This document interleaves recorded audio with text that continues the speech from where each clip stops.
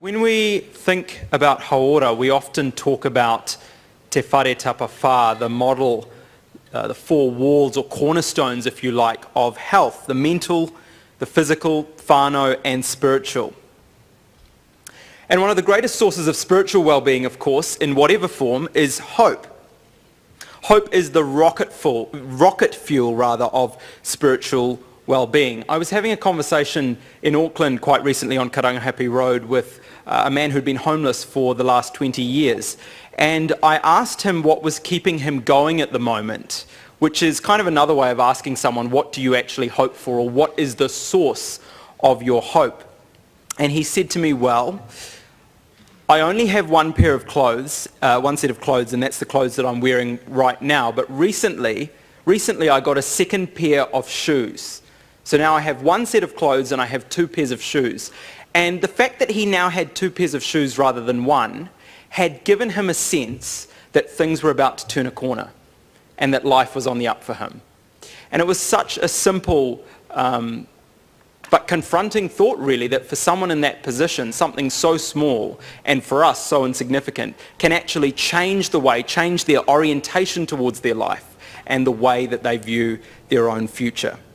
And there were two things that I took away from that conversation. One is that hope, of course, is about pushing back against reality, no matter how distressing or difficult our current reality may be, or how bleak our circumstances may be. Hope allows you to believe that things can actually be different against the odds. And the second thing that I learnt from that conversation was that a fragile source of hope is still hope. So for that man, a simple pair of second-hand shoes was enough to change his perspective. I'd like to introduce a man who, from his input and his insight into our culture over the last few years, and many of you would have heard him speak or seen media interviews that he's given in his role as a youth court judge. Judge Andrew Becroft has really tried to shape our conversation around this topic, really, of hope. He spent 15 years as the principal youth court judge, before which he was a district court judge. And now he is the Children's Commissioner, which means he's responsible really for the 1.12 million under 18s that we have in this country and advocating for them and giving them a voice. He said he was shaken by the 2016 Child Poverty Monitor, which found that there was 295,000 children living in low-income homes in New Zealand, including 90,000 children living in serious poverty. So he's here to talk to us about how we can bring hope into the lives of Kiwi kids and how we can put the child right at the centre of education. Please welcome Judge Becroft.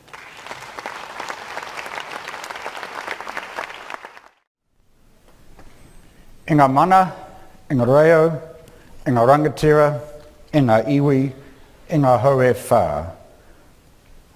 He pai ki te kororo ki a koutou I tēnei rā, nau mai, haere mai. Tēnā koutou, tēnā tātou katoa. I'm thrilled to be here and thank you for your welcome. One thing I think we can agree on is that working with children is always challenging, engaging and full of the unexpected. As a father at Father's Day, I reflected on some of the Father's Day cards that I had received from some of my children. The first one started terrifically encouragingly. Whenever I have a problem, it said, I always follow your advice. I thought terrific and opened it up and always asked Mum, Happy Father's Day. Another one said, Dad, about all that trouble when I was growing up. I opened it up. I just want you to know I forgive you. Dad, I know I don't always do what you ask, but there's a reason for that. I'm never listening. And last of all, my then 10-year-old son just couldn't wait to give me this card, so excuse the juvenile humour, but he was so excited. And it read, Dad, did you know when a man's in his 20s he plays football? In his 30s, he plays cricket. In his 40s, he plays snooker. In his 50s, he plays golf. Isn't it obvious, Dad, as you get older, your balls get smaller?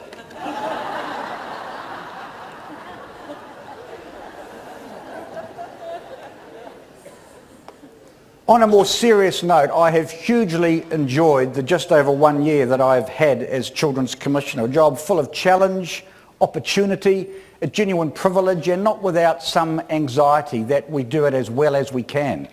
As Jahan accurately said, nearly 25% of our population in New Zealand is under 18. It's a growing group, and it is a group that is largely disenfranchised and certainly without a vote. Who speaks for them? Who influences them? Who wants the best for them? Most of all, it seems to me, it's this group here, and I would drop anything and everything to come. I wanted to start by just saying thank you on behalf of the community for the work that you do. It's pivotal. It's absolutely crucial that we do it well. And I hope what I can say can build on Professor Edwards. Have I promoted you or demoted you? And think together about what are some challenges for child-centred education. If you wanted to sum up how New Zealand children are doing, just in a very simple way, it's a helpful starting point, we would say 70% do really well, some world-leadingly well in terms of sporting, academic and cultural achievement. And that's good news, and we should be proud of that. 20% do badly, and this 70-20-10, and 10% do extremely badly and probably much worse than many Western world counterparts. And that 70-20-10 breakdown applies health, education, youth justice, general well-being. It's a recurring theme. This is not the New Zealand that I was brought up with at Kilburnie Primary School, Evans Bay Intermediate and Rongotai College in Wellington. It's a New Zealand much more of disadvantage and inequality and marginalisation, and you are smack bang in the middle of it, facing enormous challenges. Too many of our children are being left behind, and we are better than this, and we can do better. That is the challenge that we face as a country. And for you as leaders, it's a challenge that in the next 20 years is going to be in a radically different environment.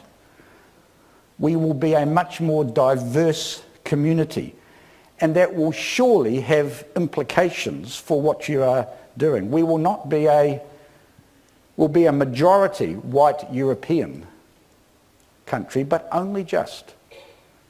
And there will be in the next 20 years challenges for you as leaders as we become a more diverse community. So that by way of introduction. I am happy to be interactive. There's no contempt of court today. If somebody like the professor's friend wanted to get up and debate, I would not, I'd not oppose it. No contempt of court today. This little video clip makes the point nicely. Sarah.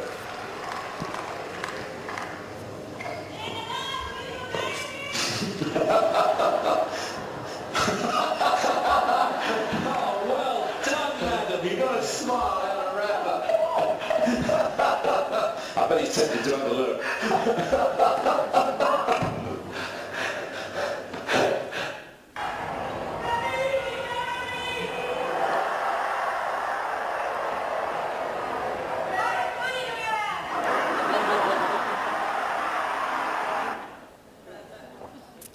So I was asked generally to speak about what is leadership from the perspective of those involved primarily in the primary and intermediate school age, although I know there are some secondary students here, or secondary school principals. And what are some leadership challenges that I might, in all humility, have for you? I thought really it started when we're talking about challenges that are both at the individual micro level for us and at the macro systemic level. And this boy, who was definitely in the 10%, recently out of what we would call intermediate school in the United States, I met recently, he said, take a picture of me.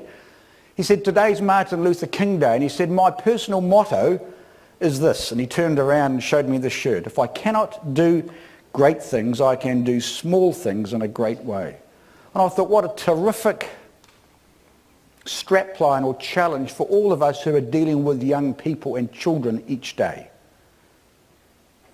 What do we model?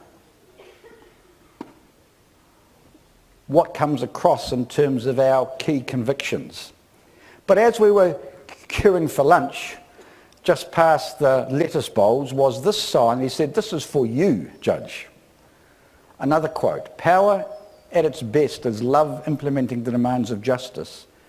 Justice at its best is power correcting everything that stands against love." And I thought, for a group such as you, what a hugely powerful role you have in the community. You probably don't realise it, but you are enormously respected, and here in this group is a power that would be capable of transforming the way we deal with children. I know you're committed to that, and we have huge challenges facing us in New Zealand, and you are right at the forefront of it. I remember with the T-shirt theme, late in my time as Principal Youth Court Judge, a young boy came in full of enthusiasm and discarded his hoodie to reveal this T-shirt that some of you have seen. I actually got a second copy of it from the Aotearoa flea market for his lawyer. And he was just out of intermediate school. He was a thoughtful boy. And he just stood there with the T-shirt looking at me. Now, I've had lots of T-shirts in the youth court, but this is one of the most interesting. And he just looked at me, clearly wanting to know how I would respond. And we encourage participation of young people in the youth court. And I said, well, somewhat lamely, "That's an interesting T-shirt." And he said, "All good, boss."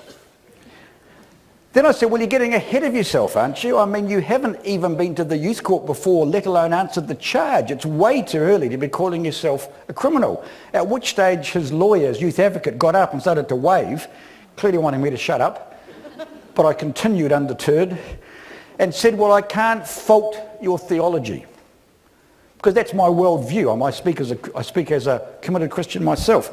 And I said, "I can't fault your theology on the other side of heaven." But I said, "You won't know what theology means." He said, "I do. It's about God stuff." I said, "Well, I firmly believe on the other side of heaven there will be perfect youth justice." But I said, the bad news is, today, in the Manukau Youth Court, you're stuck with me, Judge Becroft. And he smiled, and without being at all rude, he just reflectively said, "Well, I hope you get it right." And I think that is a terrific banner headline for what we're doing in the next 3 days here. Are we getting it right? This is the time to reflectively ask ourselves, are we getting it right in what we do? Where could we make movement? Where could we talk more about developing intrinsic motivation? I mean, there are some important questions to be asked. But you know something, I wished I had known where this T-shirt lines came from, because I was in Paraparaumu College a few months ago, and a young, very recently graduated English teacher said, "But do you know where the words come from?" Does anyone know where the words come from? Not Shakespeare or the Bible, more up to date. A rap song, someone said. Yeah, which rap song? Who? Which rapper? Guess a few. Tupac. Tupac. And you know, the words, I wished I'd known. They were confronting words. In fact, some of the words won't even get through the MSD firewall when I email them out, but I got them from Google. This is the words from a song, "I Wonder If Heaven's Got a Ghetto." Just reflect on those words from this young 14-year-old boy. You know, the secret don't conceal the fact. The penitentiary's packed and it's filled with blacks. I wake up in the morning and I ask myself, is life worth living? Should I blast myself? We reflect on the fact we have the highest rate of under 24-year-old suicide in the Western world. Look at the rest of those words.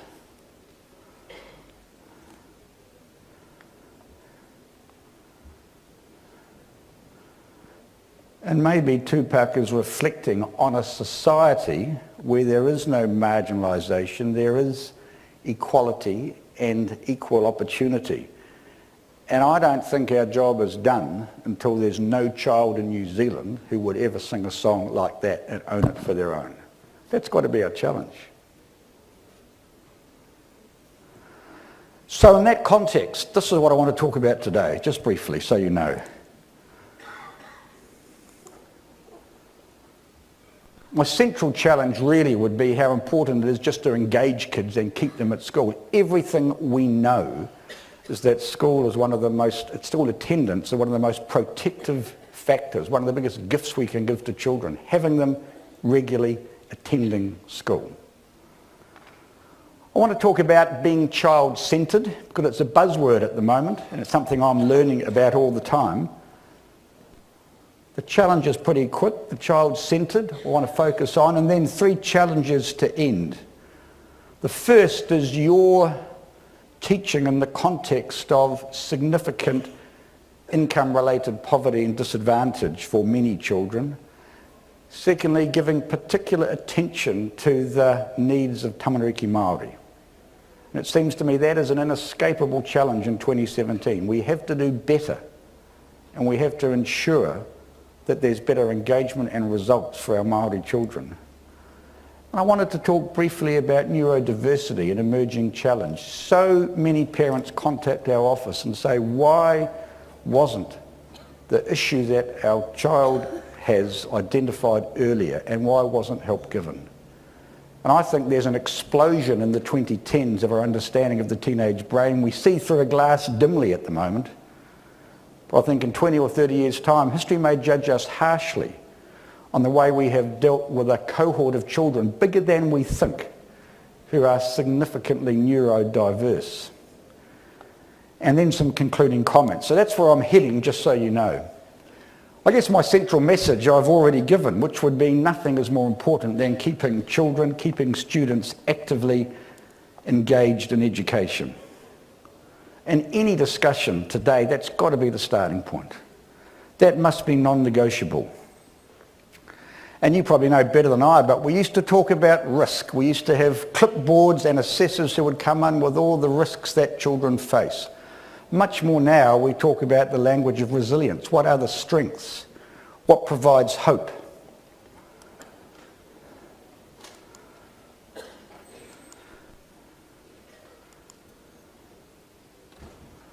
And we talk a lot about social investment. It seems to me, in its widest sense, the first and best and starting place for social investment is in our primary schools. And I think one day social investment is going to mean that primary schools become hubs for the delivery of a variety of services so you can do your jobs better. And that'd be a great model to think of schools being community hubs for the delivery of key services. And I just wanted to say a little bit about bullying. Self-reported bullying in New Zealand is the second highest in the OECD Western world, behind Lithuania, of all places. And in that 10% or 20% that we talked about, it's a perpetual and I think profound question. Why is it in a country that can do so well for so many children, why is it that we lead the world in suicide, second in the world in reported bullying, right at the top of inter-partner domestic violence, very near the top of child abuse and neglect? And there is that paradox or juxtaposition in New Zealand of so many who do so well and a few who do so badly. And you will see many of those in their formative years. And I was interested to read that 90% of schools address bullying. For what it's worth, only 10% refer to the bullying prevention action guidelines. Have you heard of those BPAG guidelines? Just out of interest, because something I've just got to know about in my role. How many here have heard of the BPAG guidelines? Hands up. Well, that's encouraging. If Iona Holstead's here tomorrow or at any time, it'd be good to tell her. I'll go back and say about half of you have heard of it. Only 10% of schools' bullying guidelines refer to the BPAG starting point guidelines. I think they're pretty helpful. It's interesting too that the New Zealand Wellbeing Survey, news hot off the press that Iona Holstead, the Secretary for Education, said I could mention, will be available and free to every school next year, and provides, I think, very important and useful information from children about how they are doing. So we're asking children, how are they finding the environment of their school? And I couldn't although it's mainly a secondary school issue, I couldn't leave the stage without mentioning that I think a rethink is needed for the system that we use for especially excluding students from school. What I'm saying is in no way a criticism of tomorrow's schools or board autonomy. But there is something fundamentally wrong when a board decision to exclude a child, especially in a rural or more isolated area, which defines a child's future effectively, when that decision is immune, for all intents and purposes, from appeal. How is it in New Zealand that Super 15 rugby players, thoroughbred horses and jockeys can all have a decision that is made that affects their livelihood, appealed and heard within 14 days? But for children who we value, 25% of the population, a decision made about them by a board can never be tested, reviewed, moderated in any way. And it seems to me that has to stop. And we've had some good discussions with Lorraine Kerr, who is here from the School Trustees Association. And we'd like to think about ways that we could pilot models that would enable a second look. And it would give some reassurance to boards that for the times there are outlying decisions, there can be a second look. And the whole country can see the application of proper principles. And I think it would be a way that would be positive and develop fairness. But it's a concern that we get time and time again on our child rights line. What do we do? The board's decided this, where can we go to get a second look? Well, you could go to the High Court for $60,000 in 6 months, or the Ombudsman's office that's coping with a huge backlog. So effectively, there is nothing that can be done. And I think it needs looking at. So to conclude, pardon? Yeah. Yep. You're saying there is something we can do? Yeah, because I'm a principal that I'm talking about our ministry now, people that we have with. Talking about the ministry? Yep. I'm a principal that got absolutely slacked off with how slow they came money for oars, into response. Can you all hear? No. Okay? Loud voice. So I strategically moved funds and let it payroll bounce. I got a reaction from the ministry within 4 weeks. Now, every time that I exclude a student, they are stood down probably 2 years before the exclusion happens, because we give them a chance, we give them a stand down, they come back, we give them another stand down, they come back, we give them a suspension, they come back with conditions, they give them another suspension, and then they get excluded. Why, when we enter the first stand down on enrol, which goes to the ministry, is a red flag that can be reacted within 4 days, not 4 weeks reacted to, like not paying a payroll? Yeah, well, it's a very fair question. Because that tells you if any primary school child is getting stood down, that tells you there's some real problems there, and the ministry need to get their behaviour specialists in, they need to get support behind that kid, they need to wrap them around so they never reach suspension and they never reach exclusion. What? Yeah.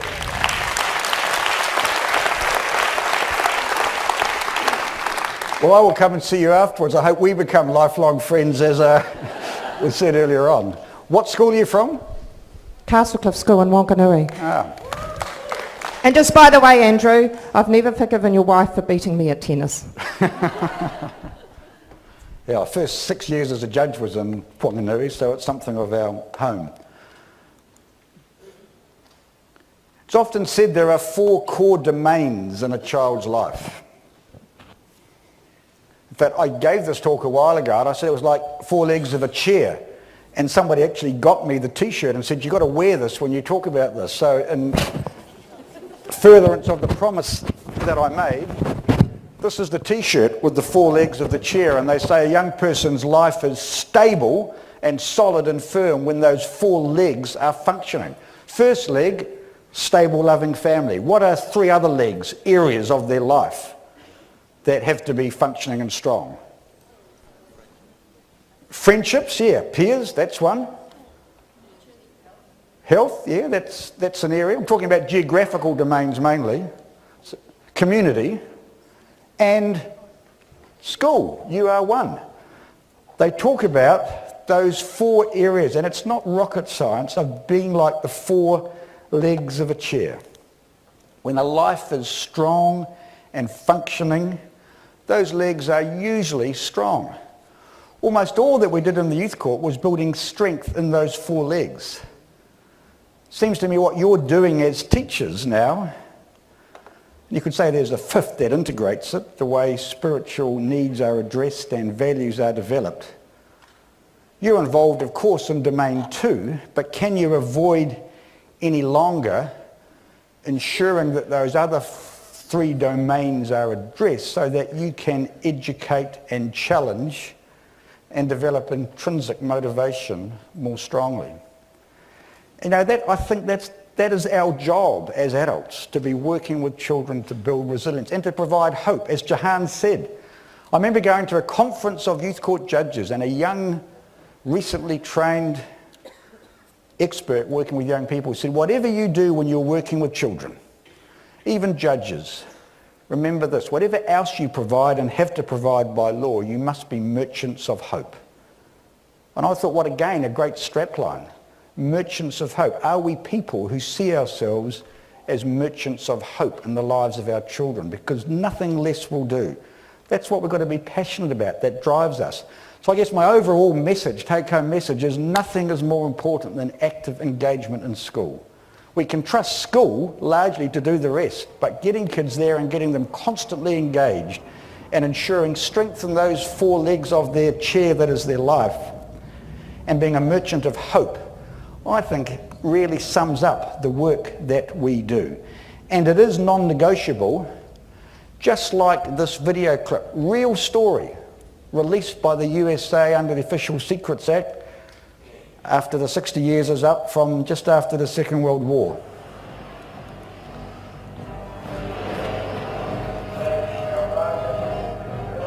Again, this is the USS Montana requesting that you immediately divert your course 15 degrees to the north to avoid a collision. Over. Please divert your course 15 degrees to the south to avoid collision. This is Captain Hancock. You will divert your course. Over. Negative, Captain. I'm not moving anything. Change your course. Over. Sir, this is the USS Montana, the second largest vessel in the North Atlantic Fleet. You will change course 15 degrees north. To ensure the safety of this ship. Over. This is the latest station. 0.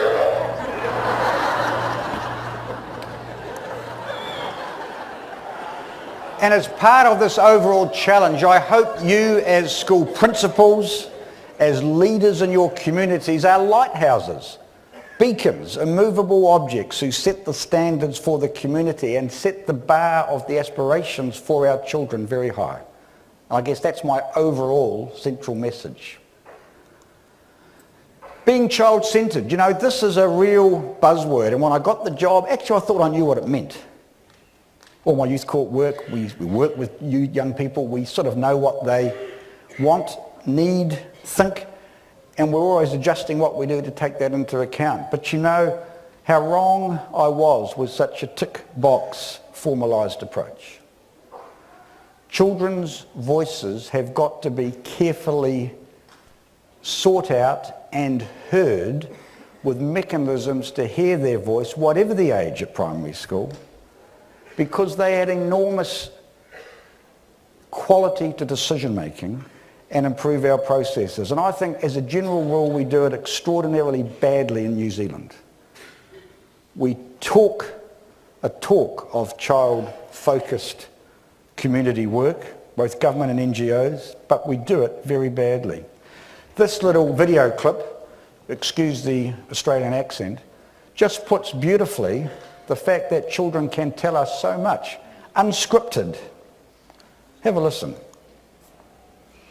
If I stand inside, make it illegal?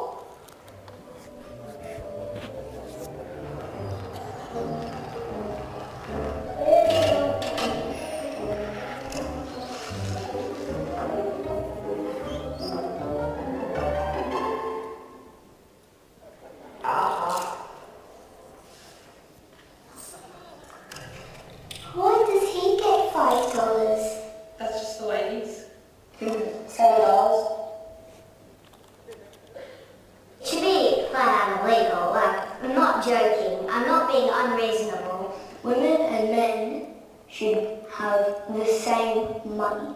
They should have 50-50. 60-60.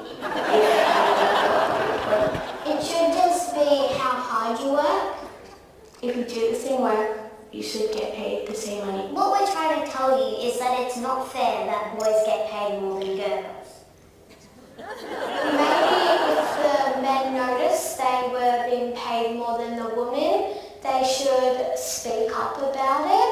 When I am older, I'm going to make a change. If I don't forget. I have no words, it's so wrong.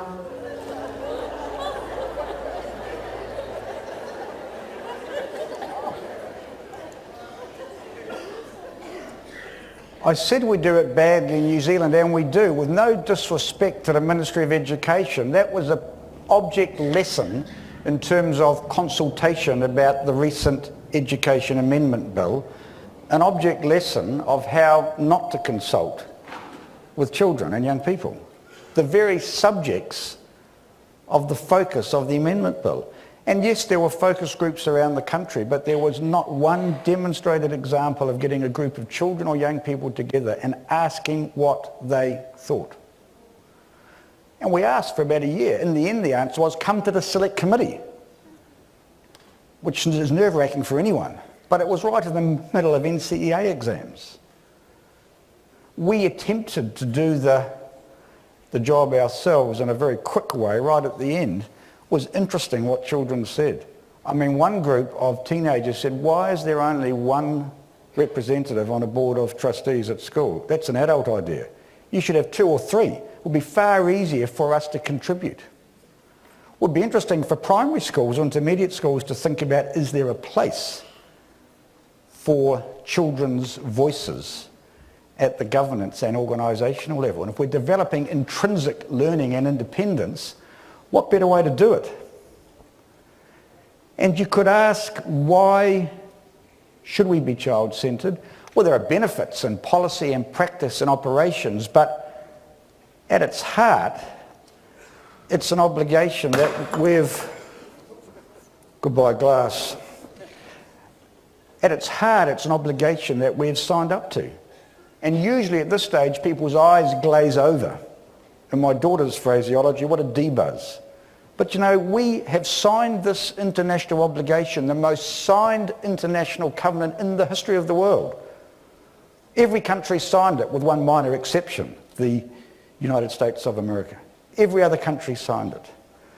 And one of the key articles, and I've just done a copy of it, state parties, that's us in New Zealand, we are a state party, shall assure, great word, assure to the child who is capable of forming his or her own views the right to express those views freely in all matters affecting the child, the views of the child being given due weight in accordance with the age and maturity of the child. How much better could we give effect to that entitlement that all our 23% of New Zealanders who are under 18 are guaranteed? And just have a brief look at some of the other articles that are relevant.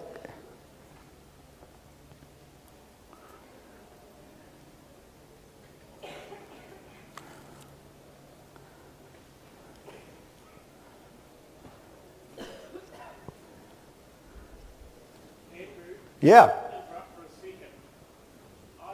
Upstairs, sir. I believe that there should be a case taken on this to the United Nations. Since 1988, we've been a signature on this, and I don't think one clause will be carried out.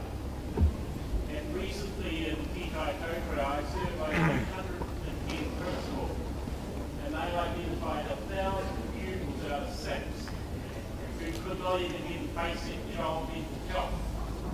And yet our governments are signatories to this, and they are not doing the role that it requires them to do. And I was just after I got the job in Geneva, a great opportunity to hear New Zealand's being examined as its compliance with the convention. And we didn't get a terrific scorecard, mainly for that 20% and 10%. But yet I think the convention is treated with casual disregard in New Zealand. And I've heard senior senior New Zealanders say, but it applies to Bhutan and Burma and Afghanistan and Uzbekistan and Somalia, but does it really have anything to say to us in New Zealand, and is it meaningful? It ought to be the foundation. I'm not suggesting you laminate it, put it under your pillow and read it every night, but you know, it wouldn't be a bad thing to do, because it's a good foundational document in all that we do with young people. I've just put that up for you to reflect on, what some schools are doing. And if you want to take a case there, well, all power to you. That's mainly a list from secondary schools. I would love to get a list from primary schools about what you are doing, primary and intermediate schools. And you've got our email, website. I would love to know what it is you're doing. I'm here over lunch. But that's what secondary school students are doing, and I know 3 schools who are doing the bottom bullet point as we speak, when they're appointing a principal or DP or deans or senior leaders. There's a separate student-led interview that is reported back to the board. There's a good example here, but I think we'll just keep going. We are keen to hear children's voices on a variety of topics. We've got the statutory responsibility to do it, amongst other things, and we have a survey there that we've now got 66 schools signed up to. If there are 600 of you here, there's raw material for 600 more schools. We would only ask 2 surveys a year with no more than 5 questions, and we can include 5 of your own questions for your own school that we can collate and send back to you. But if you're interested, just to find out more, we've got to start a pack, and I would love to think that all the 600 schools represented here could say we'd be up for that. It's a survey that takes no more than 20 minutes. It could build into a social studies or a civics or a community type lesson. And it's all about, I think, hearing from students, and we report back to them and let them know what the results are. And when we talk about hearing from children, you've all got this document, or you are going to get it. And it just asks 5 questions if we're truly child-centred.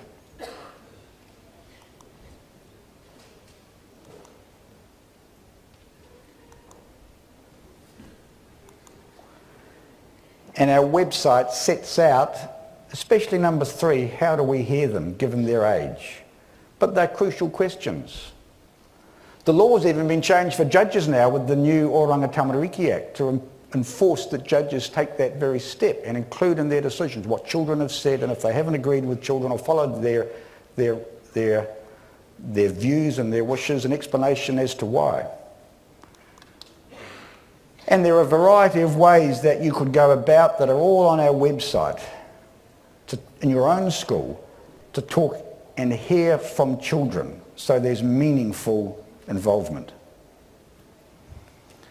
So that was the second area I wanted to talk about, child-focused. It's talked about as if it's a fad, but in my view it should be a foundation. And I hope when you get back to your schools on Monday, in the words of that little boy from Australia, I hope you don't forget. I mean, I hope you are earnest and committed to say, what are some new ways, some creative ways we can look at truly hearing from children and ensuring that their voices are factored into our decision making. So, first challenge. Too many of you are facing in New Zealand where you experience significant income-related poverty and inequality. And you know, I could blind you with stats, but I think I'm not going to do that. It's sufficient to say that there are 2 sets of measurements when we look at the issue. One is what's called material disadvantage. That is, if you do without 17 essentials that are agreed on internationally, 2 pairs of shoes, a meal of fish, meat or chicken at least every second night, a raincoat, a home that's well heated. There are 17 of them. It's on the website. It is said that children who are living without 7 of those are in material deprivation. This year the government raised the bar to 9, and lots of families come in and out of 1 or 2 or 3, but 9 consistently, 85,000. So at its core, you could say there are 85,000 New Zealand kids who are seriously actually deprived. The other way of measuring it is through income. And that's a blunt tool, and you would have heard the politicians talking about, do you take the level of families who live 60% below the median income or 50% below the median income? The great thing is, in the debate for the run-up to the election, every party seems to have agreed that we need to set a target. And they came perilously close to agreeing. And it would be great if this issue, I think, could be cross-party, taken out of the political arena and agreed upon just as it was for over 65s. And if there was a grey power for babies and children, that would happen. But we don't have it. Who is the voice of children? And if I just skip on some slides, I'll just go quickly. And this is all in the PowerPoint you can keep and have.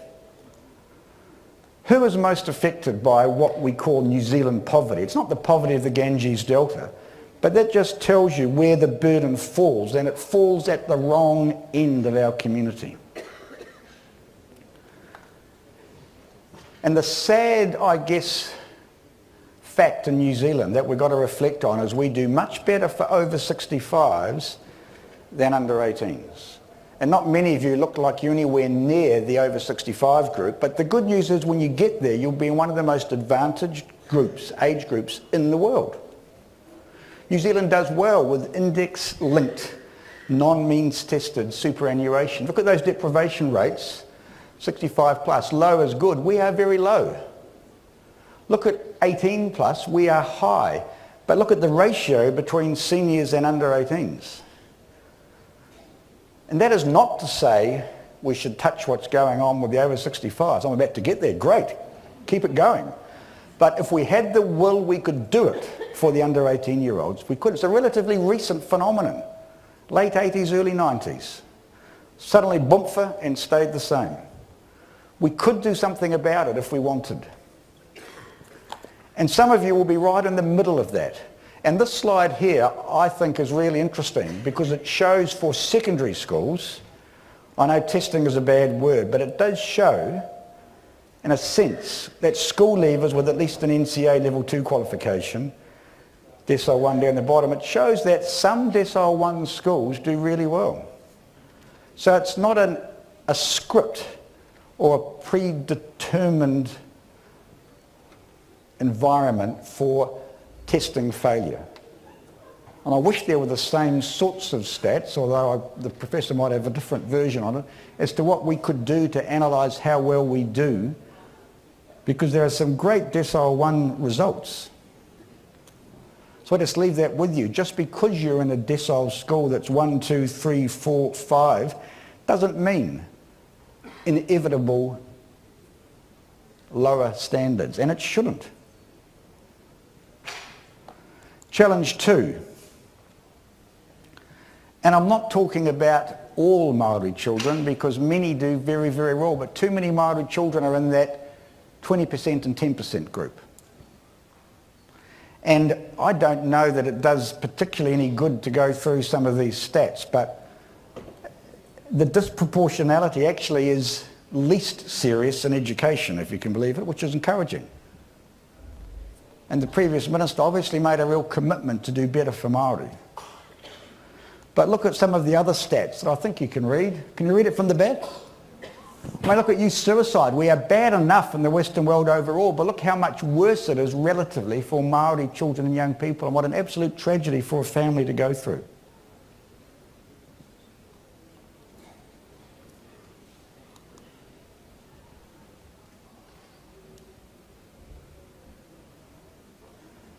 But what's really interesting, again, secondary school, is the so-called tramline gap. That is the disadvantage between Pakeha European and other and Māori. The gap remains the same no matter what the decile.